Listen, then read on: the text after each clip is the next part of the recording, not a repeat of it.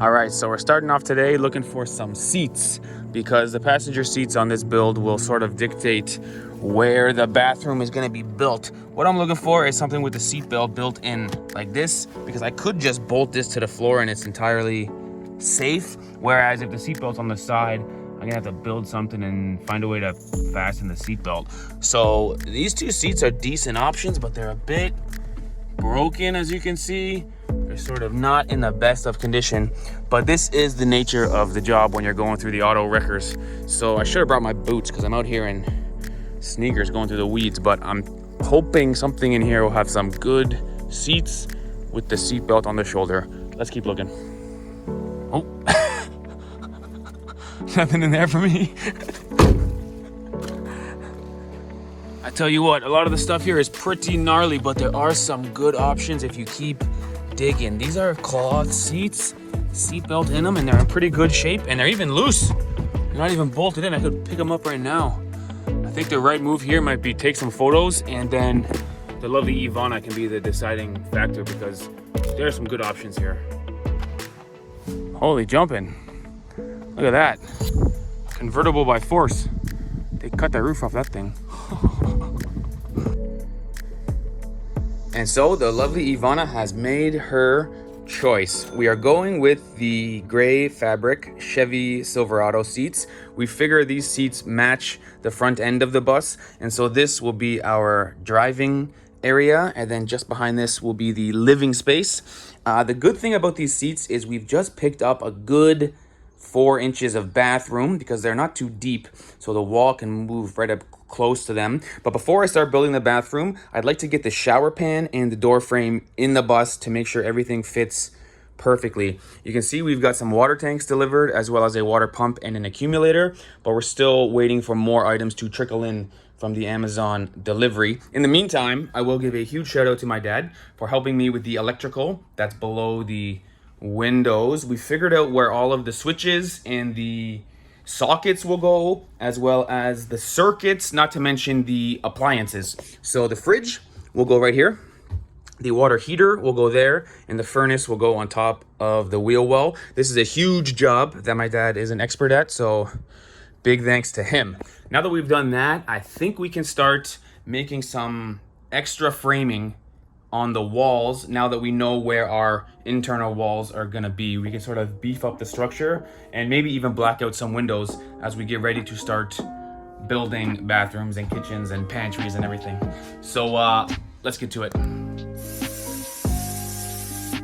And so now that the windows are clean, I'm actually gonna spray paint them with this rubberized black paint. It's a little bit nerve-wracking because once you do this, there's no taking it back, but there's gonna be a wall here which covers these 3 windows, so it's the right move to paint them. Although I'm a bit scared. Anyway, let's do it. Woo! I'm high on fumes. And now we switch back to spray adhesive for insulation. And now, woodwork.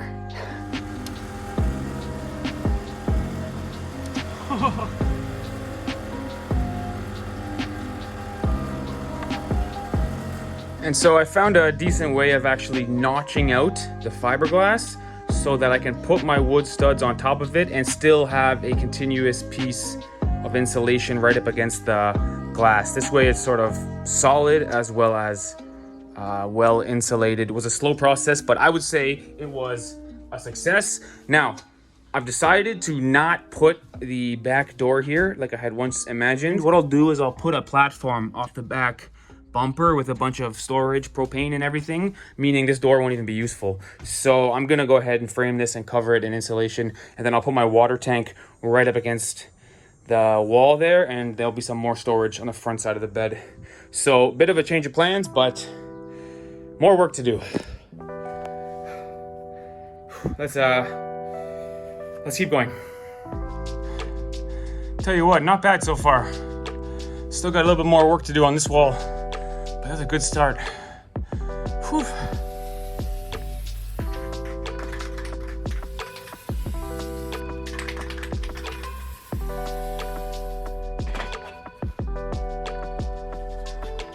hot, tiring, somewhat dirty, and very sweaty, but very productive day here at the bus.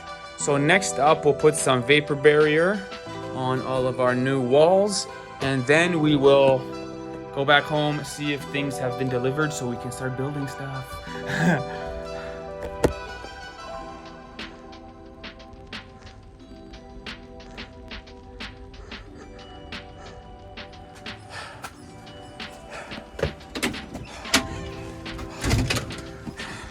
Hey! Ranein water tank. No, hot water heater and gray water tank.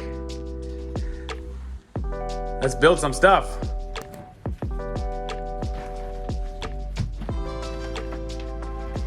Man, who knew a vapor barrier would take so long? I thought 5 minutes would be done.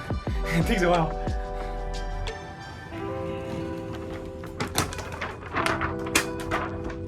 And so finally the vapor barrier is up, meaning I get to now punch a huge hole in the side of my bus. So I've decided to put the water heater right here. Now, in an effort to get it below my bed frame and give it some space, I've got to first get rid of this metal bar, and then I can cut a big hole.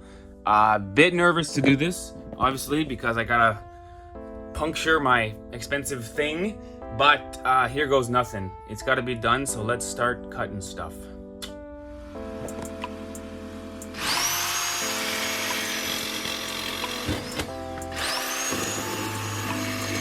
I cannot believe how quickly I cut that metal bar. That was awesome. I thought I might be there all day. Woo! Good work. So naturally here, what we're gonna do is punch 4 holes in each corner of the box and then connect the dots with our saw. But a pro tip is to punch the first hole right in the center so you can see it from the outside, make sure it's in the right spot, and give yourself a little more wiggle room before you set the perimeter and can't move the hole anymore. So let's do it. And so that is roughly where the hole is gonna be. Not bad at all.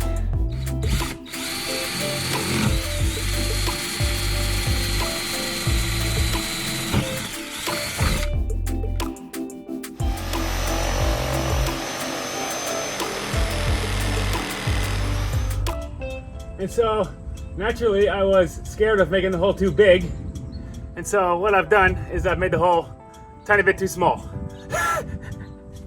And so, after some trimming of the hole to make it more square and also the right size, I'm ready to build a frame on this hole as well as a platform for the unit. Let's do it. Now, the good news here is I got so many small pieces of wood kicking around that I can build my platform to any height I like with all my offcuts. And I guess this time I accidentally purchased PL Premium Fast Grab, which was an accident, but it's working great, so no problemo.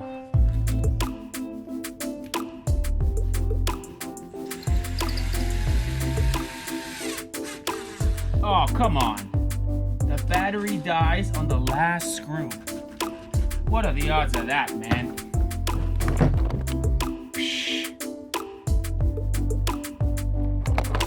And so anyway, this is how it looks in the end. You can see it's all made from offcuts. So 1x3s, some ceiling boards I didn't use, 2x2s. Doesn't really matter if it looks pretty, just providing it's strong and it's level. Now, making it level is not actually that easy because the whole bus is not level. I even tried putting the front end of the bus on stilts so that it could maybe make the floor level. It might not be 100% perfect, but it is what it is. It's the back of a bus after all. Anyway, let's put some butyl tape on the flange and shove this thing in place. Here we go.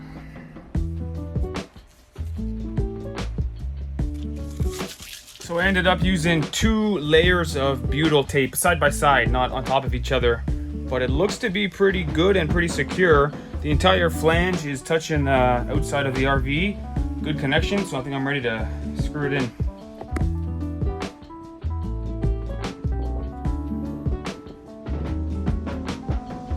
Oh my gosh. Can you believe that? I had the thing in there sideways like a moron. It was turned this way. My butyl tape was so beautiful, and now it's all messed up. Ay, ay, ay. Stupid me, man. Okay, much better. That was embarrassing. Shoot. All right, not bad at all. Door closes. The gasket here doesn't always line up. You gotta kind of put that gasket in right. No problem. Turn this. That's your lock. Not bad. Not bad. And so in the end, it is rock solid, never gonna move. I think never gonna leak because the butyl tape and the caulking. I decided to include the footage of me putting it in 90 degrees off center because it's hilarious and you guys should laugh at me because it's a stupid move. But in the end, it's good and solid and I'm happy with it. So let's go home and check if the shower pan has been delivered, because once that's in, we can go to Home Depot, pick up the bathroom door and start to build the bathroom with my intention of putting tiles on the bathroom walls, especially in the shower. So hopefully coming soon, we're building the bathroom. Let's go. Yahoo! Shower pan. Oh my gosh, it's so light. Oh my gosh, it's light. Anyway, let's go to Home Depot and start building our bathroom. Now, in terms of the bathroom door, I've got two options here. I really like this idea. This is the adjustable pocket door frame. So the door slides open, but it actually slides into the wall. So it would be sort of invisible. They call it a pocket door. I'm gonna show Ivana this option. I think she might go for that. But also we could do something simple with what's called a louvered bifold door, because we only really want 24 inches of opening, kind of a thin door. So this is two pieces that fold open. They're both a foot wide, something like that, which would also work. I'm gonna ask Ivana's design. This one would look nice if you opened it up and folded it flat, although the pocket door is super slick. Let's see what Ivana says. And so Ivana and I have chosen a fully louvered white bifold door for our bathroom. It is a closet door, meaning it has hinges on the side of it and it'll kind of fold in half. Our idea is the bathroom door needs to function more for ventilation than it does for privacy. We'll see if we chose the right door coming soon, because I'm trying to frame in the bathroom today. I'll go around the shower pan and then the door will be here, toilet will be there. This is the idea of the bathroom. First things first, I gotta get this shower pan lower, meaning I have to cut a hole in my beautiful flooring that I just installed last week or 2 weeks ago. So I guess the water heater was good practice because I cut a hole there, everything worked out fine. So now I gotta cut a hole, at least in the top layer of the flooring here, which is making me nervous, but no time like the present. So let's do it. All right, so I'm using a skill saw for this job because I really need to set the depth of the blade properly. If you guys remember, there's no metal beneath the wooden base here, so I can't remove that or else the shower pan will be hanging out the bottom of the bus. Also, there are those big metal tracks, which I guess I nicked a little bit with a saw because there were some sparks flying, but so far, I'm confident the hole's in the right spot and things are going okay. Let's see if I can remove this section now.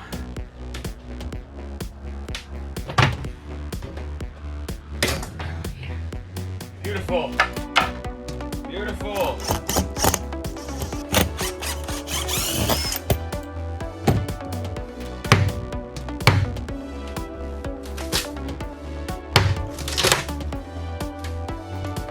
Tell you what, pretty darn good. I guess ideally this lip would be right on the flooring, but I don't have the space for that, honestly. So I can't get it any lower.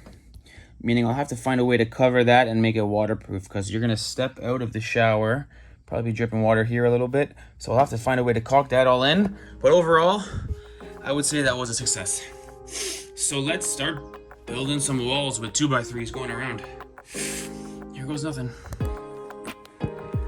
One of the funny parts about this job is it's kind of difficult to check if the frame I'm building is square or level, because what do I compare the square or level to? Nothing in the bus is 100%.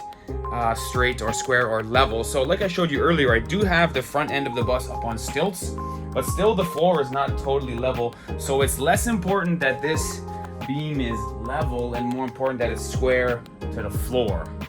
This is my idea, at least. One of my tricks is to cut the wood so tight that I can just wedge it in place. Right now there's nothing holding this thing, it's just sort of wedged in there, and then I can check the square and the level off 5 or 7 or 8 different angles to make sure it's in the right spot before I screw it.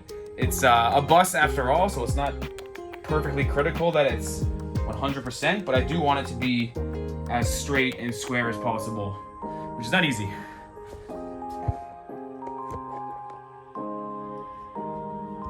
If I had to guess, I would say a good carpenter could probably frame in this entire bathroom structure in half a day, or maybe even 3 hours if they had experience doing this stuff.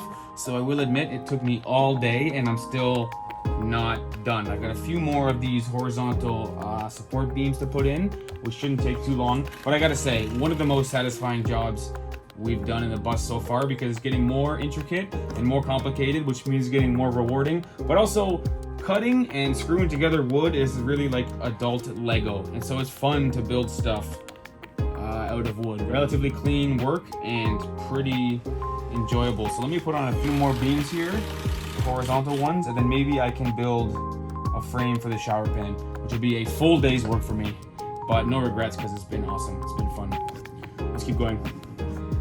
Now, I've got a bunch of wood on the floor that I've been using as a sort of protector for my nice flooring. I've decided to repurpose it as a template so I can trace some of these wall boards that I'm hoping to install in the shower. Basically what I've decided is if I use a tape measure and just try to measure all of these wall boards, I'm not gonna do it properly. The thing is, obviously the ceiling is curved up top, which is hard, but the wall of windows going down the side of the bus is not square at all. So everything on this wall board I'm trying to cut is crooked and curved and kind of complicated. So this is not really my strong suit. I'm hoping I won't waste too much plywood doing this, but I'm basically gonna cut it a little big and bring it inside and just keep nibbling off the corners and trimming it and trimming it and trimming it until it hopefully fits nice and tight, because it is the shower after all, and I want it to be solid and tight and waterproof once I put the red goop on. So here goes nothing. Hopefully I don't waste too much wood. Come on, baby, come on. Hey, I tell you what, that is not bad. It's not perfect, but my tiles will go up above that and I'll fill it with PL Premium and caulking and whatever. I can even lift it a bit off the shower bed and make it tight. I'm okay with that. That's about as good as I'm gonna get it, honestly.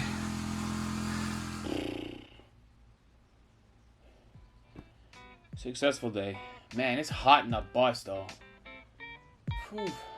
Massive shout out to my brother, who not only had some of his PEX piping kicking around the house, but also the fittings, meaning the elbows and the T's, and most importantly the crimping tool to close up all the connections. This stuff is incredibly easy to use. This is an elbow, you can see. You just slide it in the flexible pipe, which is very handy.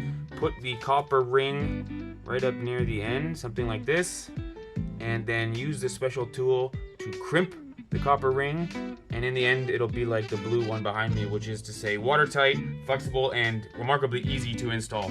So my brother saved me a lot of money and time with the product he gave me, and not only that, teaching me how to do it, which is pretty handy, so I can run a blue and a red pipe behind my wall before I put those last wall boards on. Things are going well. Let's get to work. And so I, for one, am a big fan of this PEX product. It's easy to use and very fast to install, and it does look pretty darn secure despite the very simple technology of squeezing a copper ring with this special tool onto a plastic pipe. For me, it was a great installation process. I am a bit sad that I made a total mess of my beautiful wall, but I'm gonna clean the sawdust out of there and then tape up the vapor barrier with the red tape, and then get back to installing some wall boards. The bathroom is slowly coming together. It's a good feeling.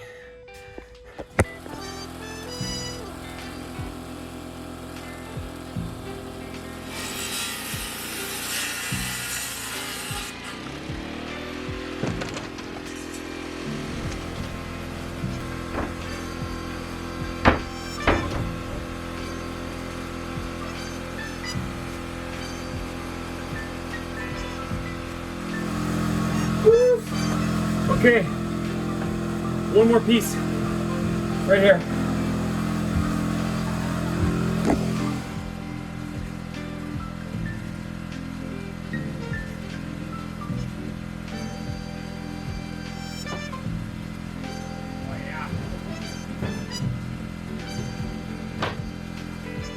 Ladies and gentlemen, we have got ourselves a bathroom enclosure.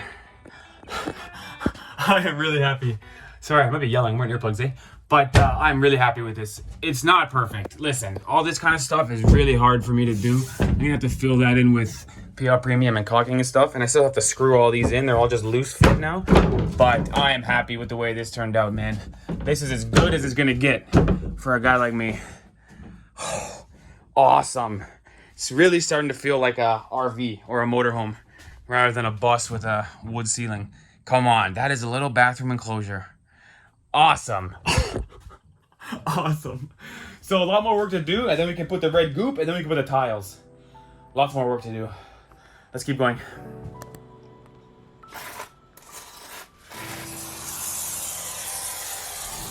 Now I guess we're ready to start installing the shower. So I've got the shower pan in with some foam behind it so there are no cavities.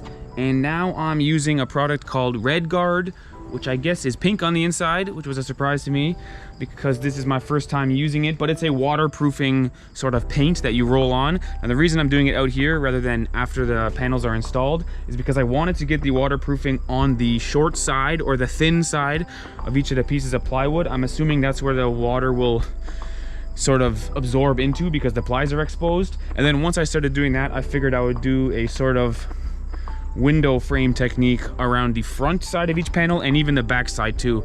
I'm probably going overkill with the red paint, but it's waterproofing and I'm sort of nervous that my shower is made out of wood. So I'd rather do 2 or 3 coats, even 4 coats if I have to, of the red goop and try and make it really, really waterproof. So I'll do the edges out here and I'll put at least 2 coats on once they're installed. Let's do it.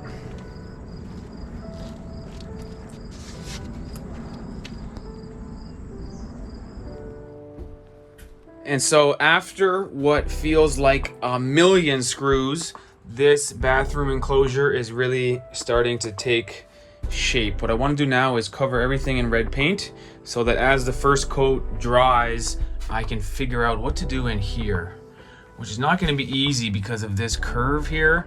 I'll have to figure that out, and then maybe the first coat will be dry and I can fire on the second coat of red goop. You'll notice where my knobs are going to be for the shower. This is my first hole and this is my second hole right into a beam. Total amateur mistake because instead of measuring off this thing, I was measuring off this thing and then I was off by a few inches. So these will be the holes I'll use. This hole will be covered up by the taps. This one I'm going to have to put some wood in there and cover it up. Amateur mistake, but that's life as an amateur. So let's get the red goop going.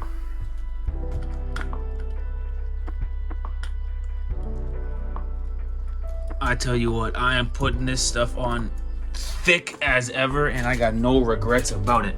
My intention is when I'm done painting this room, you'll be okay to shower in it even before the tile goes up. I want to see this pink goop be watertight already. So the tiles will actually be the second layer of waterproof membrane. So I say the thicker the better. I'm really smearing it on. Now, if you can believe it, I've now put about 1.5 gallons of this waterproof membrane, this stuff I'm calling the red goop, on the walls. I've decided to make the turn onto the ceiling to provide a good seal, as well as same thing on the bottom, the turn onto the shower pan. And I'm not sure if this is right, but the more I look at it, I'm feeling confident I've done the right thing. I've begun putting on the red goop with a drywall trowel because I really want my walls to be perfectly flat so that my tiles will adhere and stay on for years to come. And quite honestly, a lot of my woodwork, especially around the sliding bits of the windows, was not that perfect. So for instance, if you look at this center beam, which sort of looks like a capital letter Y, there's an incredible amount of red goop on there. There's parts of it that are actually like 1/8 of an inch thick of the goop. I'm basically using it as waterproofing as well as like drywall putty to make everything flat. I'm probably doing the right thing in the long run. I'm a bit frustrated because I was hoping to get these tiles on the wall like 2 days ago. But in the end, I think the tiles will adhere better, as well as for sure everything will be waterproof, keeping my plywood dry. So it's a bit slow, but hopefully coming soon. The tiles are going on the wall once I can get everything just the way I like it. So anyway, next step, tiles.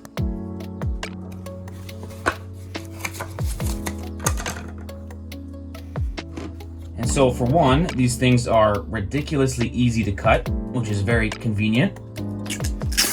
And for two, the glue on the back is really strong, meaning you really got one shot to put it in the right place, because once it's on there, you will not slide it or take it off and put it back on. So I feel confident that they'll stay on the wall for years to come, no matter how many speed bumps I drive over, which is very good. And honestly, I can't see necessarily what it's gonna look like when it's all done just yet. I've sort of just started, but I am really happy with my decision to put the tiles on the wall myself rather than just buy a shower insert, because for me, it's looking very good and I'm very happy with it. So let's see how many tiles we can get up today. Oh, lucky me. These rows come all the way up and they go right into my windowsill. Beautiful. Ah, that's great luck.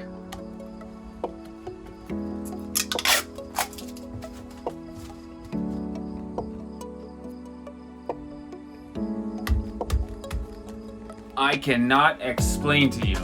I can't even express how happy I am that I chose to build the entire shower myself and put some tiles on the wall. Listen, I really considered just buying a shower for an RV, putting it in the back of the bus and calling it done. Obviously that would be way less work, but if this first wall is any indication of how it's gonna look, I am gonna be really, really happy with this. Although, to be honest, this is gonna take forever.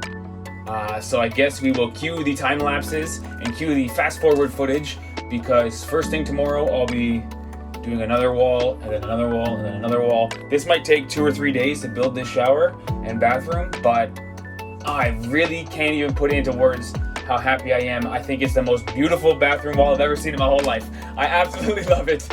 So without further ado, let's keep going, because I really want to see what it looks like when it's finished.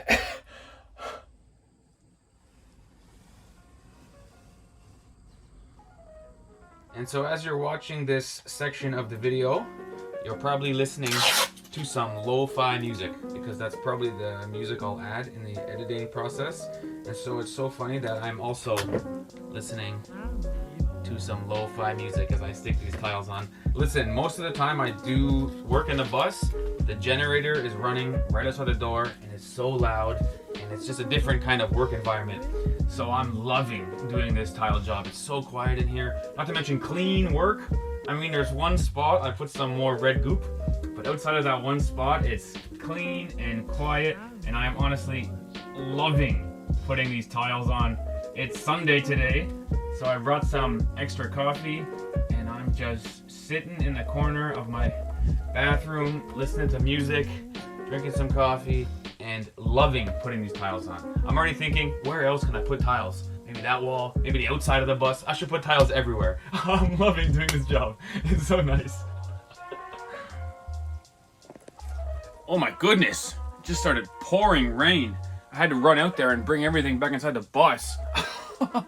Bit of a tense moment, but honestly, I'm gonna keep working, because the sound of the raindrops on the roof with the music playing, it's not bad to just keep sticking on tiles. It does feel like I'm trying to stuff a basketball team inside a phone booth in here. I can barely turn around, but no problem. I'm just gonna keep sticking on these tiles. And so naturally, on a job like this, the first 90% of the tiles go up pretty easy, because everyone is just the same style as the one before, whereas the last 10% at the top took quite a bit of time, because it's a bunch of unique cuts and unique angles. Now, if you guys remember, when I started over here on the left, my tiles went right up and they ended perfectly at the windowsill. It was just awesome. Now, these tiles, I can verify, are 100% level, and yet somehow over on the right side, I'm off by like a 1/4 inch. So I think what happened is when it rains, I bring everything back inside the bus, which I guess all that weight actually lowers the back end of the bus. And then every so often I get frustrated with how dusty it is in here, and I empty everything out on a sunny day and sweep and vacuum everything, which I guess sort of raises up the back end of the bus because there's no more weight in it. Keep in mind, I'm trying to build a little apartment in a room that is sitting on top of springs. So it's kind of difficult because these tiles are 100% level, and yet somehow over the course of 4 feet, I've lost a 1/4 inch, which is kind of frustrating because it looks sort of ugly at the top, but I had no choice but to put these tiny pieces of tiles in there. It sort of is what it is. Now, I don't really have time to moan and groan about the look of that because the next job I've got to do is put this black silicone in between all of the gaps in the tiles. If I do this correctly and every gap is equal and smooth, I think this could look pretty good. Whereas if I do it sloppy and the silicone is bigger and smaller and some big blobs coming down, I think it'll really look like a high school project and really look amateur. So I'm frustrated about the 1/4 inch over there, but no time to pout because there's lots more work to do.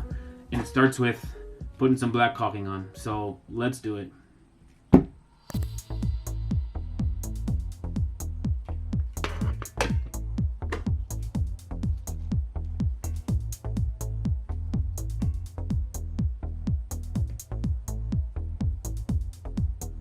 I wonder if I leave it like that, could I clean off the stuff on the tile later? It's pretty good in the gap. It's pretty even across the gap. Oh boy, this is gonna be tough. Shoot.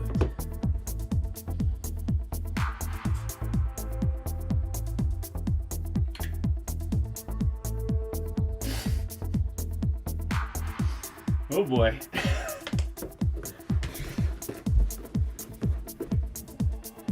And now, the moment of truth. Will this stuff be able to remove the excess quickly and easily?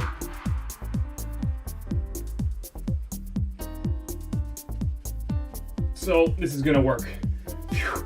A bit nervous there because my first idea was to apply the caulking so perfectly that there was no need to clean it. But I quickly gave up on that. And now what I'll do is I'll just scrub the excess off and it'll be perfect. Change of plans, but it worked in the end, so all good. So unfortunately the Goo Gone Pro, that orange liquid, is actually too strong for this job because it's taken off some of the caulking from in between the tiles, which is realistically the only place I want it. And so I'll have to go back and do some touch-ups. But in the end, I've switched my strategy to use a razor blade. Just come across the face of the tile, which gets the lion's share of it. And then believe it or not, with what's left behind, the best thing to do is just rub it with your finger and it comes right off. It kind of works like a charm. So it's a little bit slower than what I wanted to do, but in the end, I'm okay with it because it's gonna work. Well, I tell you what, when it's clean, it looks like $1,000,000 to me, but it's a lot of work to make it clean. All right, let's keep going.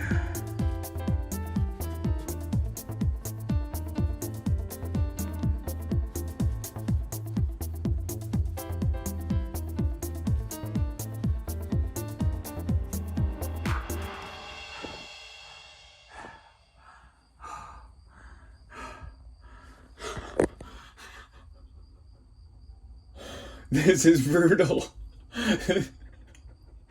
This is so brutal. And we are finally done the caulking of the tiles. Oh my gosh. Listen, everybody, feel free to guess in the comments how many hours I put into the caulking of these tiles. Just the caulking, not the applying tiles to the wall or the building of the bathroom. It's a bit of an outrageous number. So feel free to guess in the comments how many hours it took me to put a thin bead of caulking between each tile and then clean the face of the tile. As you guess, I'll tell you why I did it this way. Because in theory, I could have just trusted this red goop to be my waterproofing, and then I could have just put the tiles snug up beside each other, sort of tightly pressed like this, with no caulking and just relied on the red stuff to be the waterproofing. But honestly, it's gonna be Ivana and my first time doing bus life or RV life, whatever you want to call it. Also, in November on our first trip, we will be with our firstborn child for the very first time, traveling with a baby who will only be 2 or 3 months old. And if possible, during this time, I'd like to go back to doing daily vlogging. Because since we started building the bus, I've only been making 1 or 2 videos per week, and usually we make 3 or 4 videos per week. So I'm missing doing videos. And so my point is, between new bus, new baby, and daily vlogging, there's not going to be any time to troubleshoot a leaky shower or a broken this or fixing that. So I really need this bus to work 100% first time. And so in the end, I got what I wanted, which is these tiles with caulking in between every single one, making a waterproof layer that drains into the shower pan. And behind that, the plywood covered in red goop, making another waterproof layer that drains into the shower pan, so I can be confident that no water is gonna go somewhere I don't want it to go, whether it's behind the wall or under the floor or somewhere that's gonna derail the whole trip, to be honest. So if I was building this bathroom for speed, it would be a total failure because it was so slow. But if I was building it for reliability and functionality and something I can be confident in, I would say it was a great success. I mean, for me, it looks pretty darn good. Seams are all pretty even. I am gonna run some sort of, I don't know, PVC trim up the edges here, because this black line can be a little big. As well as I'll probably put some trim where the tiles meet the ceiling and even down here. But aside from a few trim pieces, I say this bathroom looks like $1,000,000. So thanks for watching. Stay tuned for the next video. We will be building the kitchen just over here, which is a whole nother thing I have to figure out. But the answer is 22 hours of caulking. When you put it that way, it's like, what the heck am I thinking? 22 hours of caulking and cleaning. Just crazy. But in the end, I think it's reliable and I'm confident in it. So it is what it is. Later.